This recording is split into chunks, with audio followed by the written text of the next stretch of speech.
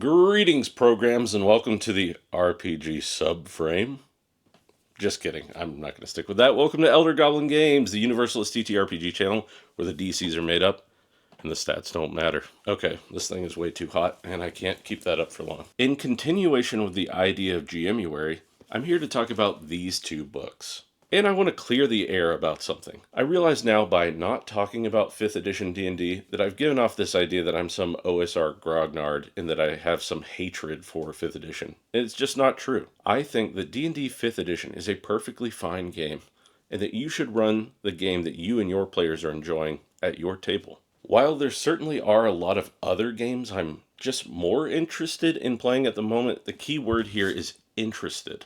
Now, I talked about this a little bit in a recent live stream, and if you don't know this, there's a live stream tab on YouTube. You can go over there, and you can check out the live streams I've been doing at 7:30s on Thursdays. The reason that I don't talk about D&D 5th edition or Pathfinder 2nd edition is because I feel like there's enough channels out there that are dedicated to just doing this. That, and because there are so many other small games out there, like Shadow Dark and Easy D6, that I don't think get enough screen time on YouTube, and I really want to boost those games because I think they're just as good, if not equally good in different ways than games like D&D. So part of my goal with this video is to just clear the air and get this idea out of the way that I don't like 5th edition and I'm some kind of 5th edition hater. I even had a video not long ago where I interviewed Baron Dorab, and he had some not so nice things to say about the 2014 DMG. The DMG looks like a C- middle school book report that was algorithmically lengthened by ChatGPT. And rightfully so.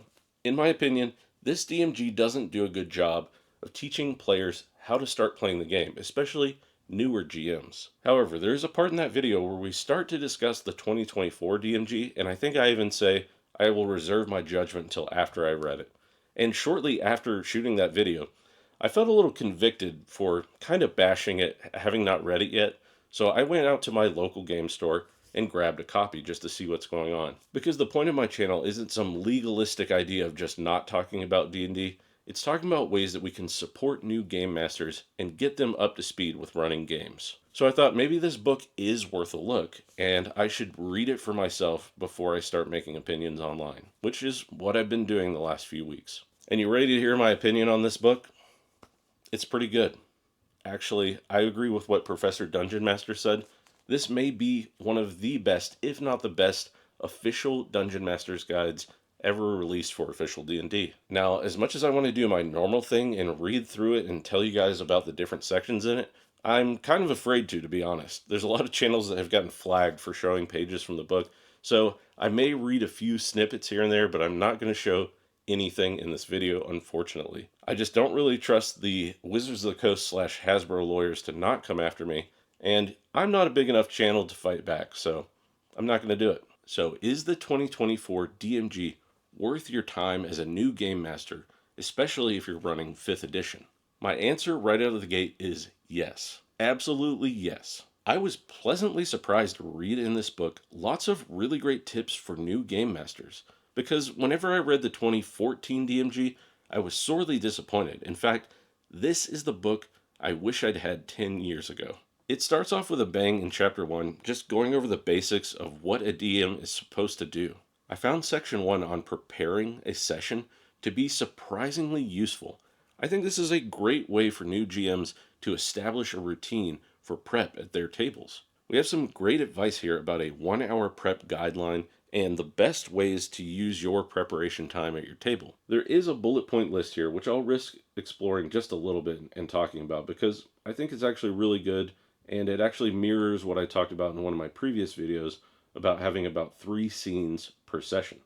Some of the scenes they talk about having are exploring a location such as a chamber or castle or cave, conversing with an intelligent creature, reaching a consensus on a divisive issue, solving a tricky puzzle, or surviving a deadly trap, things like that.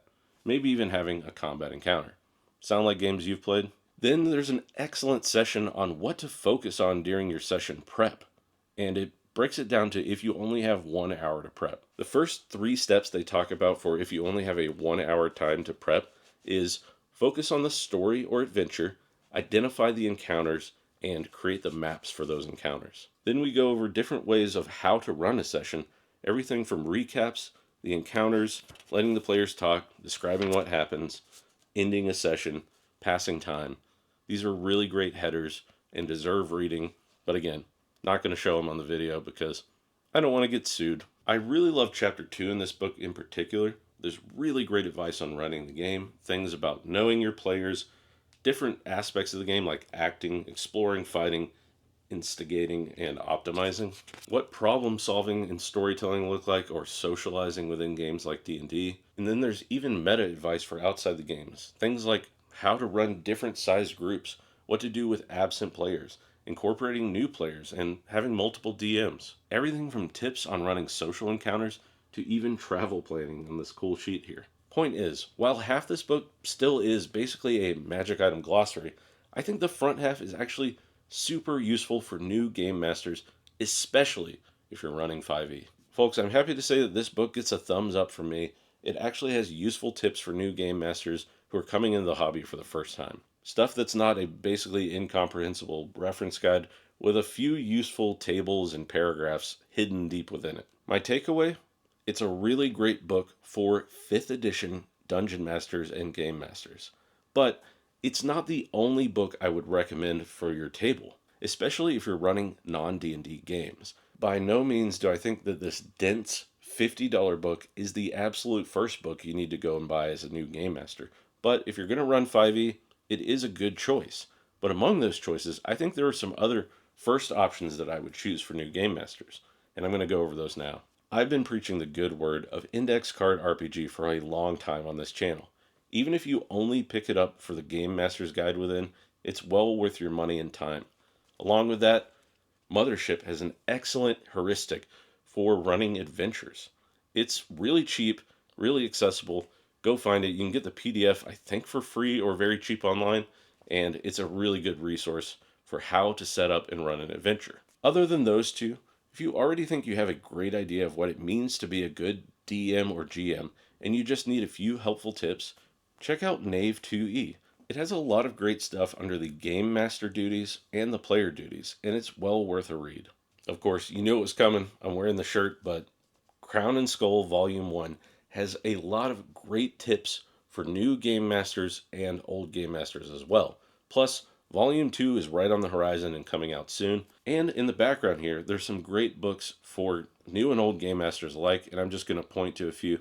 We have Easy D6, Shadow Dark, Into the Odd, and somewhere over here is Cairn. And while I'm just throwing out stocking stuffer ideas here, I'm going to throw in So You Want to Be a Game Master. This is maybe the best possible book for a deep dive on how to be a new game master. If you want detailed examples that cover a wide range of topics, this is the Game Master's Guide you need. These books may be great if you're running one particular game, but all those other ones, they're great for just about any role-playing game out there. I just wanted to get this out there that you shouldn't be shamed for running the game that you want to play. I actually think this is a great Game Master's Guide. I don't know why people aren't talking about it more right now. Maybe they are, and I'm just not following those channels as much these days, but go check it out if you really want to. If you've got the extra ducats, it's a good one to have, especially if you're running 5th edition. So again, this video was just mostly to clear the air and say, I'm not against 5th edition D&D in any way. If that is the game that you and your players enjoy, go with the gods. Have fun. Enjoy that heroic fantasy.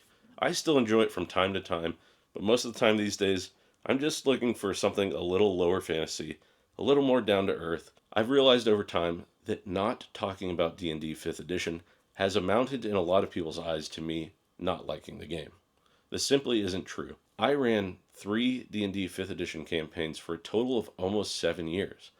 I wouldn't do that if I didn't enjoy the game and I didn't think my players weren't having fun. I think 2024 D&D probably has a lot of really interesting things to offer for new players and GMs.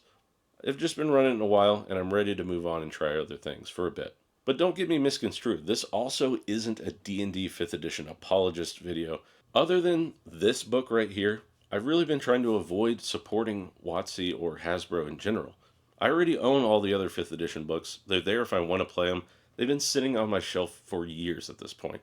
And while I don't want to totally endorse this company and their shiny books, I do think that it is a good resource for new game masters, and that is the heart of what GMuary is all about. So what I'm saying is, go find the resources that work for you and your table. Read them, enjoy them. Don't feel any shame about enjoying them. Do the hobby the way that you enjoy doing it. That's always been one of the main drives of my channel, and I want it to continue into the new year with the idea of GMuary. Okay, folks, I know that was a bit of a different kind of weird video, but it's Thanksgiving and it's been a long week for me personally, and I just wanted to get something out there to talk more about GMuary and different resources for new game masters. Thanks for watching. Remember to check out the live streams I'm doing on Thursdays at 7:30 EST, however not this week because Thanksgiving, and then go check out the description for our Discord and Patreon, different ways to connect with the community, and of course, do all the YouTube things. It really does help this channel grow and get these ideas out in front of more game masters and spread the word on these other great games. And no matter what the games are that you enjoy playing, I hope that you remember to make mistakes, choose chaos, and most importantly, have fun. See ya.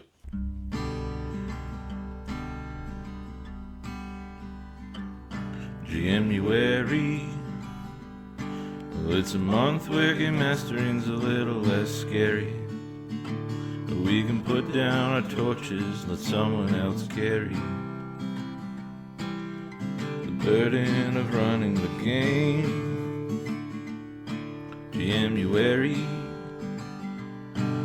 Can we try another system that's a little more varied, so we don't have to burn out until we are buried? And now it's time for GMuary.